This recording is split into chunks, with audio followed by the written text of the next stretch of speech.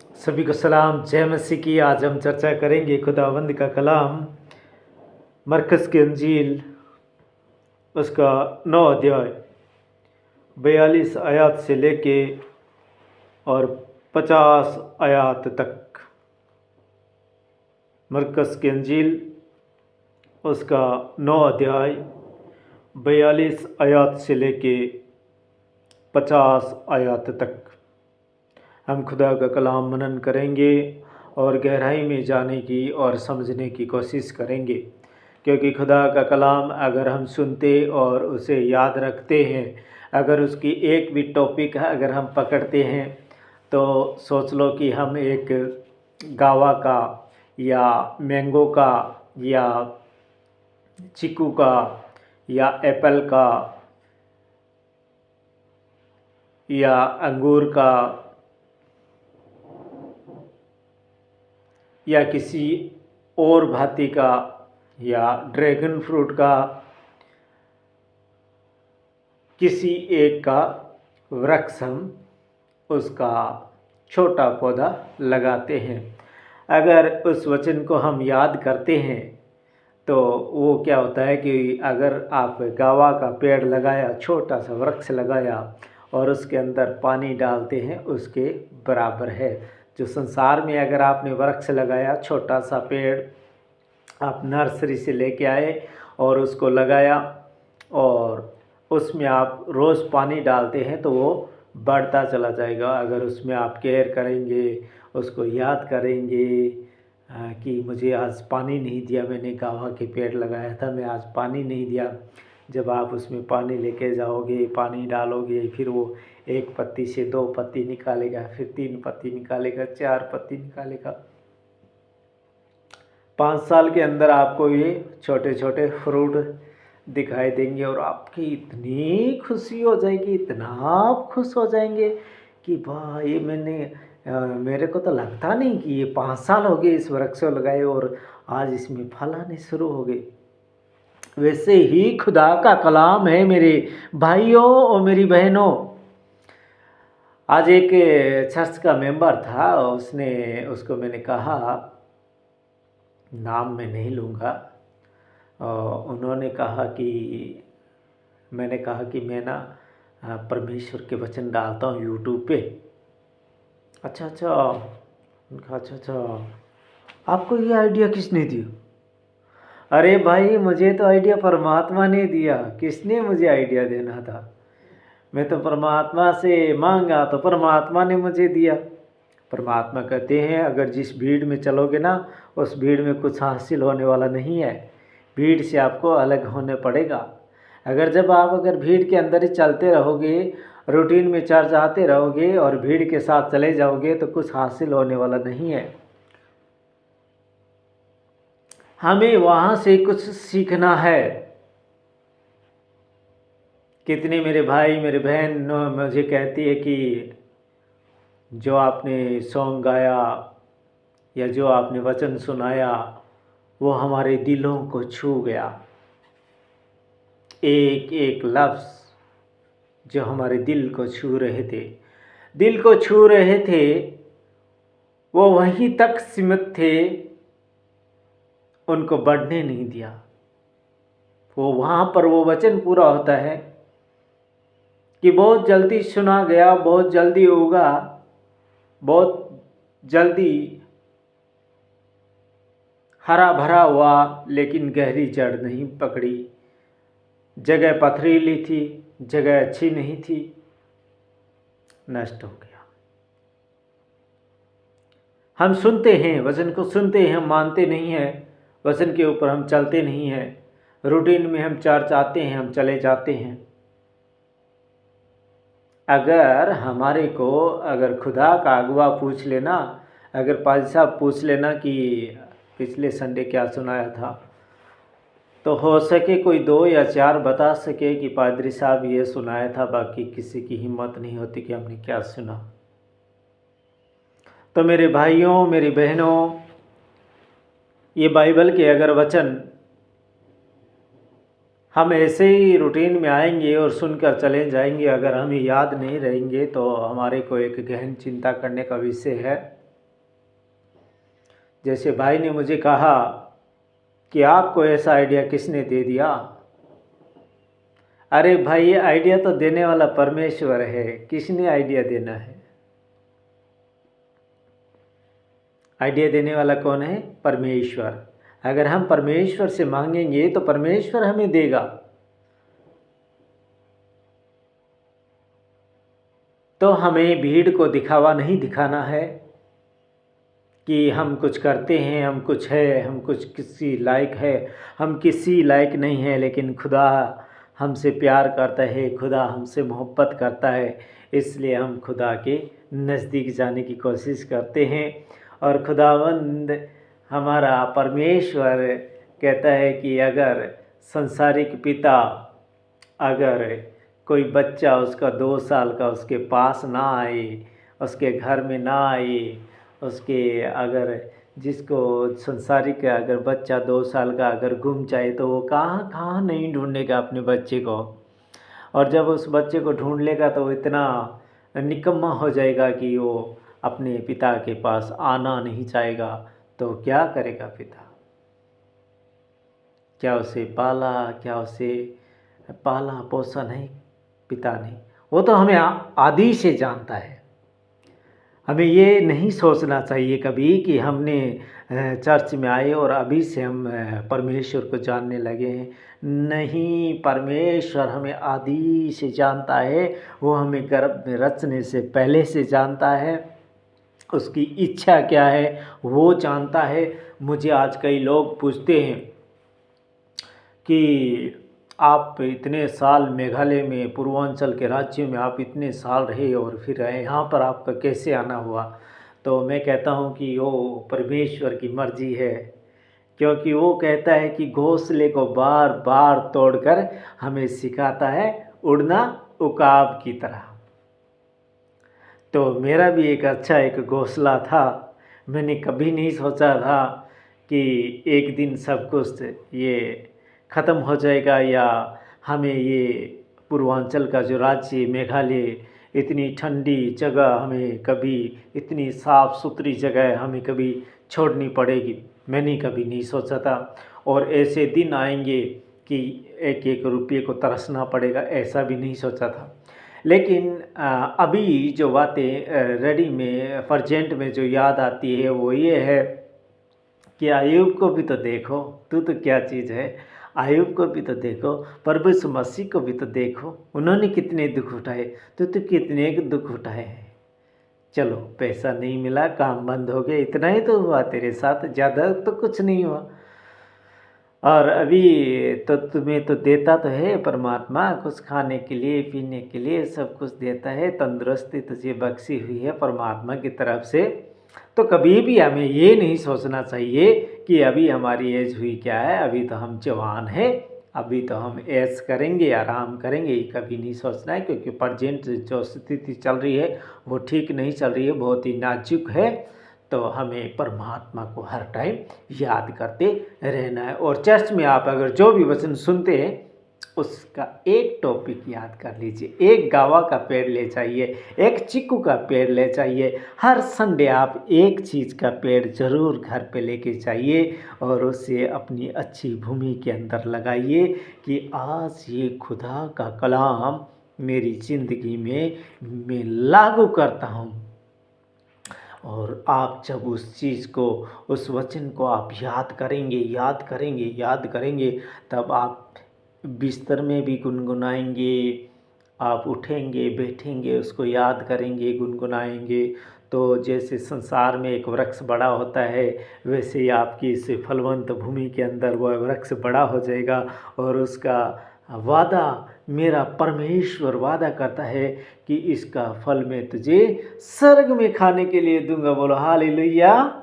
तो परमेश्वर हमसे बहुत प्यार करता है, हमें परमेश्वर से प्यार करना चाहिए। हमें लोगों के दिखाने के लिए हमें चर्च नहीं आना है। चर्च से हम एक छोटा सा पौधा लेके जाना है। एक कलाम लेके जाओ सर, एक कलाम लेके जाओ। 4 अंजील पढ़ी जाती है, चार चार वचन अलग अलग बाइबल की पुस्तक से पढ़ा जाता है, उसमें से आप एक वचन ले लो, एक वचन। हर संडे आप एक वचन को ले लो और उस वचन को आप अपने जीवन में लागू करो। एक किताब के ऊपर उसको लिखो और उसको बार बार दोहराओ। आप जब बार बार दोहराएंगे तो वो वचन आपको याद हो जाएगा। और मेरे भाइयों और मेरी बहनों, जब हम ये संसार छोड़ के जाएंगे तो संसार का हमें पता नहीं है कितना, जब हम शरीर को छोड़ देंगे तो अंधेरा कितना होगा, इसका हमें अभी तक नॉलेज नहीं है। क्योंकि जो हमारी संसारिक आंखें हैं ये चली जाएगी, जो आत्मिक आंखें हमारी होगी वो इस अंधेरे को झेल पाएगी शैतान का कि नहीं झेल पाएगी। तो उस अंधेरे में वो वचन वहाँ पर पूरा होता है कि तेरा वचन मेरे पाँव के लिए दीपक, मेरे मार्ग के लिए उजियाला है। अगर हमें वचन याद होंगे तो वो जब हम चलेंगे आत्मिक आत्मा में हम चलेंगे, क्योंकि ये शरीर जो है ये यहाँ रह जाएगा। तो हम जब आत्मा में चलेंगे तब जो अंधेरा है, तब ये वचन जो हमारे को याद हो जाएंगे ये हमारे साथ रहेंगे। ये यहाँ संसार में नहीं छूटेंगे। बोलो हालेलुया। ये यहाँ पर नहीं छूटेंगे, ये हमारे साथ जाएंगे। और ये साथ जाने का मतलब क्या है?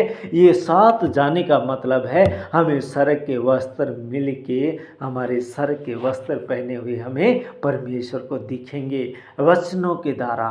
अगर हमारे अंदर वचन याद नहीं है तो वह कहेगा, परमेश्वर कहेगा, हे मेरे मित्र, तू विवाह के वस्त्र पहन के क्यों नहीं आया? हे मेरे मित्र, तो विवाह के वस्त्र पहन के क्यों नहीं आया? और जब हम चुप रहेंगे तब वो क्या कहेगा वो आपको पता होगा, डाल दो इसे जहाँ पे रोना और दांत पीसना हो। तो मैं कभी नहीं चाहता कि मेरे भाई और मेरी बहनों कोई किसी का नाश हो। तो आज से आप अपने जीवन के अंदर इन मीठे मीठे पवित्र बाइबल धर्मशास्त्र के वचनों को ले लो। कुछ नहीं पढ़ा इस आयासी ज़िंदगी के अंदर, कुछ नहीं रखा। मैंने इस ज़िंदगी को जी है, कैसे जी है मैं जानता हूँ। कुछ नहीं रखा, मैंने सारी अय्याशी करके छोड़ी हुई है। कुछ नहीं रखा, सब कुछ व्यर्थ है। जो अभी मैडम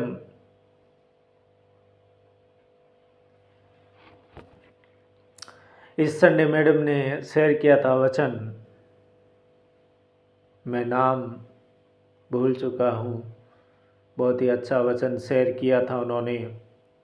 तो याकूब के बारे में उन्होंने चर्चा की थी। याकूब गद्दार धोखेबाज भटकता ही रहा, मेरी तरह भटकता ही रहा, भटकता ही रहा। लास्ट में वो जिस अपनी परमेश्वर की दी हुई पत्नी से प्यार नहीं करता था, लेकिन वो अय्याशीबाजी ज़्यादा करता था। लेकिन लास्ट में जब उसको मौत आने वाली थी तब उसने कहा कि मुझे लिया के साथ दफनाना। तब उसके बच्चों ने कहा, तूने प्यार तो ज़िंदगी भर किया इससे और आज कह रहे कि मुझे लिया के साथ दफनाना। तो उस टाइम उसकी आंखें खुल गई कि इस अय्याशी के अंदर कुछ नहीं रखा है। लास्ट जो परमेश्वर की दी हुई मुझे जीवन साथी दिया था परमेश्वर ने, वो परमेश्वर की थी। तो मुझे उसके साथ दफनाओ ताकि मेरा उद्धार हो जाए।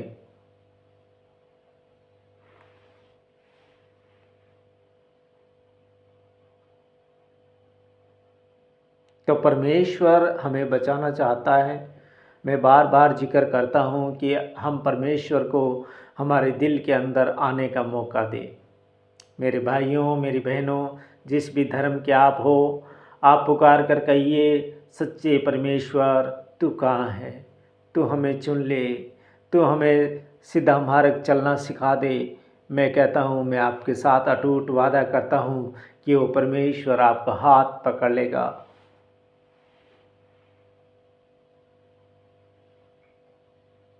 परमेश्वर हमसे बहुत प्यार करता है। जिस भी धर्म के आप होने दो, परमेश्वर प्यार करता है।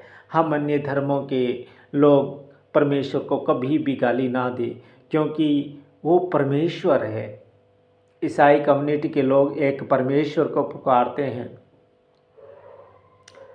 वो पवित्र आत्मा को पुकारते हैं। पवित्र आत्मा परमेश्वर, वो कभी भी किसी गलत चीज़ का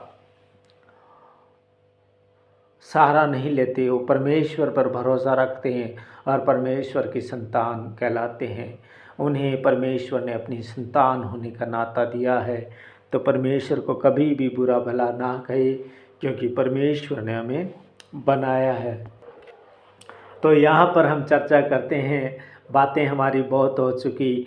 वचन आप एक एक पकड़ के रखिए, एक एक वचन को पकड़ोगे, एक एक वचन को याद रखोगे, तो परमेश्वर आपको बरकत देगा, आशीष देगा। और जब आप इस शरीर को छोड़कर इस संसार से जाओगे, तब वो वचन पूरा हो जाएगा कि तेरा वचन मेरे पाँव के लिए दीपक। जब हम उस अंधेरे रास्ते में वचनों को गुनगुनाएंगे, वहाँ पर रोशनी कर देगा हमारा परमेश्वर। बोलो हालेलुया। अगर हमारे वचन हमें याद नहीं है, तो कोई रोशनी वहाँ पर होने वाली नहीं है, क्योंकि शैतान अपना प्रकोप वहाँ पर दिखाएगा। तो यहाँ पर है ठोकर का कारण बनना, ठोकर का कारण बनना। जो कोई इन छोटों में से जो मुझ पर विश्वास करते हैं किसी को ठोकर खिलाए, तो उसके लिए भला यह है कि एक बड़ी चक्की का पाट उसके गले में लटकाया जाए और वह समुद्र में डाल दिया जाए। यदि तेरा हाथ तुझे ठोकर खिलाए, तो उसे काट डाल। टुंडा होकर जीवन में प्रवेश करना तेरे लिए इससे भला है कि वे दो हाथ रहते हुए नरक की आग में डाला जाए, जो कभी बुझने की नहीं।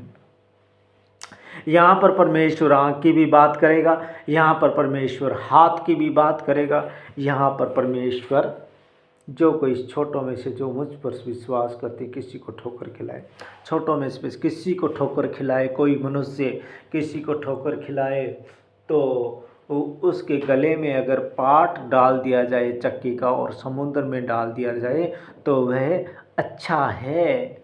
मतलब किसी को ठोकर तो ना खिलाई। तो हमें परमेश्वर के जन को, परमेश्वर के मखलूक को, खुदा के मखलूक, उर्दू में मनुष्य को, इंसान को मखलूक कहा है, तो मखलूक को किसी को भी ठोकर ना खिलाएं। परमेश्वर इसका बदला लेगा।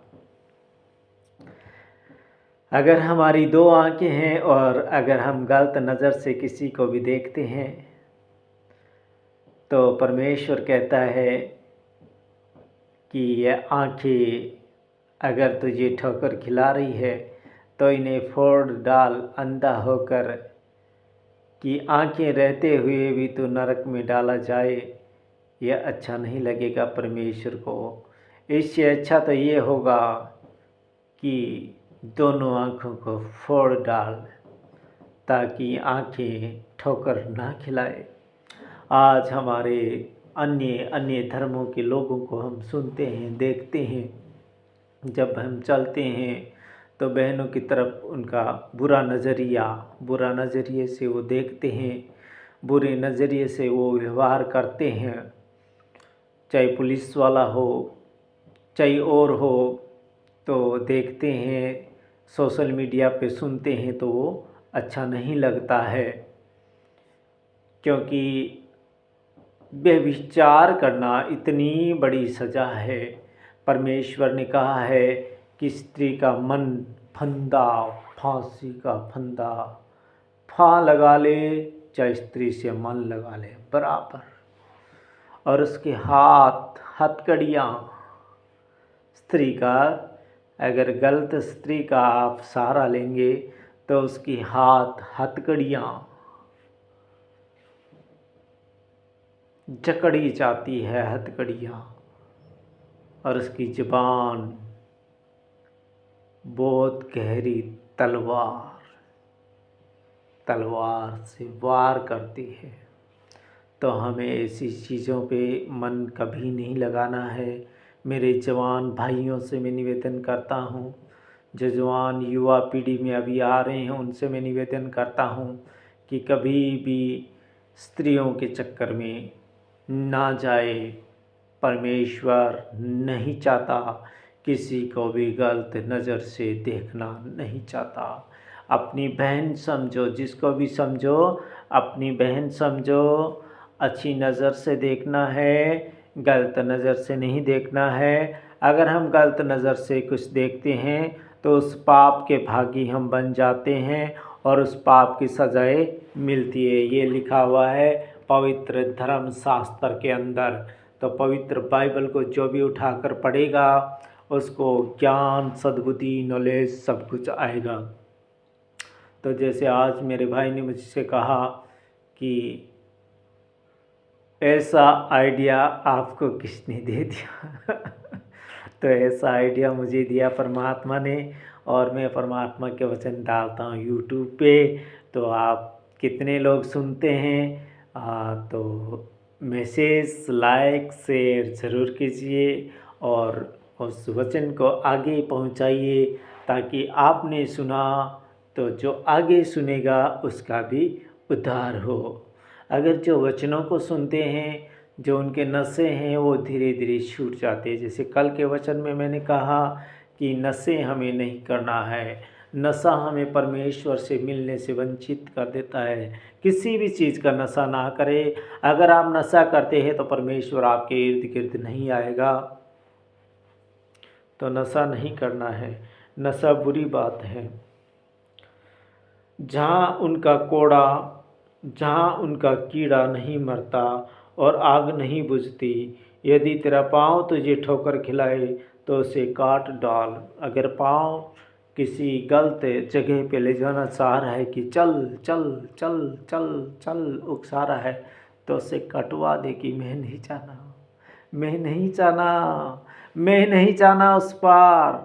कटवा दो उसको, भला होगा। कि पाँव रहते हुए भी नरक में डाला गया। लंगड़ा होकर जीवन में प्रवेश करना तेरे लिए इससे भला है कि 2 पाँव रहते हुए नरक में डाला जाए, 2 पाँव रहते हुए नरक में डाला जाए। तो हमें कोई अगर गलत हो रहा है और वहाँ पर हमारा पाँव कह रहा है कि चल चल चल, तो हमें नहीं चलना है। तोड़ने का मतलब क्या है? तोड़ने का मतलब ये नहीं है कि सचमुच में तोड़ डालना है, रोकना है उसे। मेरे भाइयों, मेरी बहनों, जब आप रोकोगे तो टूट गया समझो, उसे रोकना है। जब मैं बार बार चर्चा करता हूँ कि अगर आपके पास आपकी ये भूमि जो है, कोई कहते हैं कि हमारी छोटी सी आत्मा होती है, आपकी आत्मा छोटी नहीं है, बहुत बड़ी आत्मा है आपकी। परमात्मा ऊपर से देखते हैं तो हज़ारों के लिए पंजाब की जो ज़मीन है वो आपकी एक आत्मा के बराबर है। तो उस आत्मा में अगर गलत पौधे लगे हुए हैं तो उनको उखाड़ डालना। अब आप कहेंगे कि उखाड़ें कैसे? उखाड़ेंगे कैसे? कैसे उखाड़ेंगे उन्हें?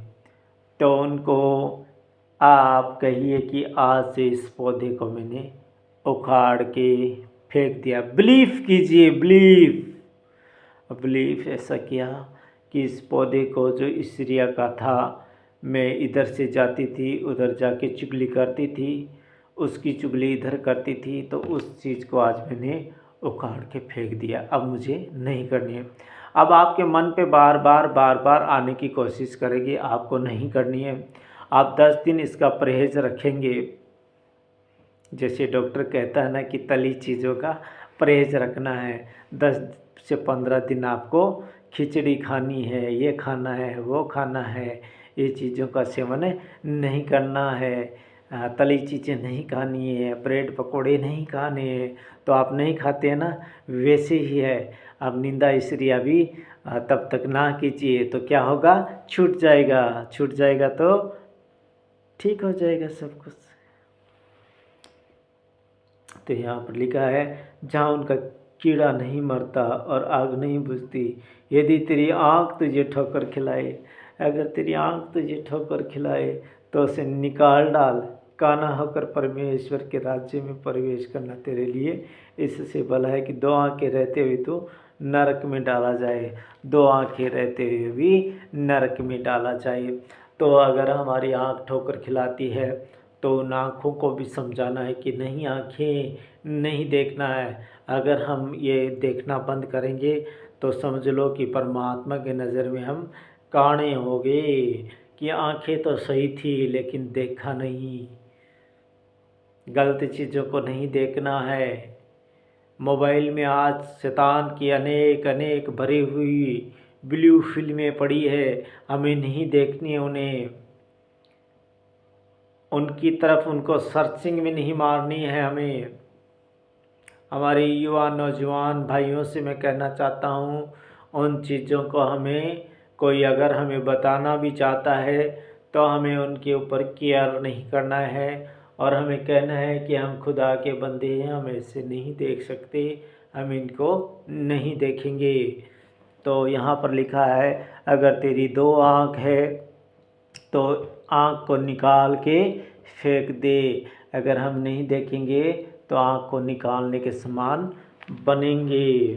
सचमुच में मत निकाल देना कहीं, बस देखना बंद करो। जो कोई मेरे नाम से ऐसे बालकों में से जहाँ उनका कीड़ा नहीं मरता और आग नहीं बुझती, कोई हर एक जन आग से नमकीन किया जाएगा। नमक अच्छा है, पर यदि नमक का स्वाद जाता रहे तो उसे किससे नमकीन करोगे। अपने में नमक रखो और आपस में मेल मिलाप रखो। नमक के स्वाद को खराब होने नहीं देना है। अगर नमक का स्वाद ही खराब हो गया तो उसको किस काम में लोगे। इसलिए स्वाद क्या है, परमेश्वर के अच्छे अच्छे काम करना, वो है नमक और वो हुआ स्वाद। तो नमक का स्वाद कहीं जाता ना रहे। इसलिए परमेश्वर आपसे आज बातें की, एक एक वचन को आप पकड़ो और सीखो। अगर आपका पैर आपको ठोकर खिलाना चाहता है तो उसे रोको। अगर आपका हाथ कहता है कि चल तो उससे भी रोको। आपकी आँख कहती है तो उससे भी रोको।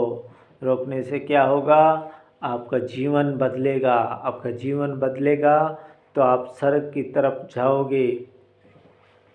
और भीड़ से अपने आप को अलग कीजिए, रेगुलर चर्च से आइए और आके एक छोटा सा वचन को ग्रहण कीजिए, अपनी उपजाऊ भूमि के अंदर लगाइए और फिर वो विशाल वृक्ष बन जाएगा और फिर आपको उसके फल मिलेंगे स्वर्ग में।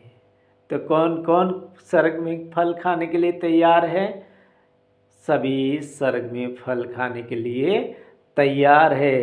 तो हम बातें नरक की नहीं करते हैं, हम परमेश्वर के लोग हैं। हम बातें करते हैं तो करते हैं स्वर्ग की। ना ही हम वापस इस दुनिया में आएंगे, ना ही हम इस दुनिया में वापस मरेंगे। हम हमेशा हमेशा के लिए जीवित हो जाएंगे, जहाँ पर ना धूप लगेगी, ना छाँव लगेगी, ना रोना होगा, ना दांतों का पीसना होगा। वहाँ तो होगी खुशियाँ ही खुशियाँ। ना हमें भूख लगेगी तो ना हमें प्यास लगेगी। तो भूख किस चीज़ की लगेगी? वचनों की लगेगी। और जो यहाँ पर खोलोगे वो वहाँ पर खुल जाएगा।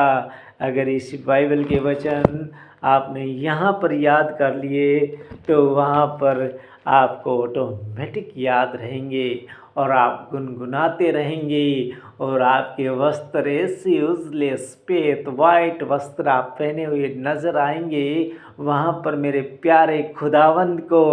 और वो फिर आपको उस विवाह के घर से बाहर नहीं निकालेगा। मेरे प्यारे भाइयों, मेरी बहनों, आप दिखोगे विवाह के वस्त्र पहने हुए। और विवाह के वस्त्र क्या है? मसीह के वचन, बाइबल के वचन, परमेश्वर के वचन ही विवाह के वस्त्र है, विवाह के वस्त्रों को पहन लीजिए मेरे प्यारे भाइयों और मेरी बहनों। खुदा आप सबको बरकत और आशीष दे। बहुत कुछ इस वचन के ऊपर बोला जा सकता है, लेकिन समय इजाज़त नहीं देता है। आगे फिर मैं आपको समझाने की कोशिश करूँगा। तब तक मैं आपसे आज्ञा लेता हूँ और मांगता हूँ हमारे उद्धारकर्ता मुक्तिदाता मसीह यीशु के नाम में आमीन। खुदा का शुक्र हो।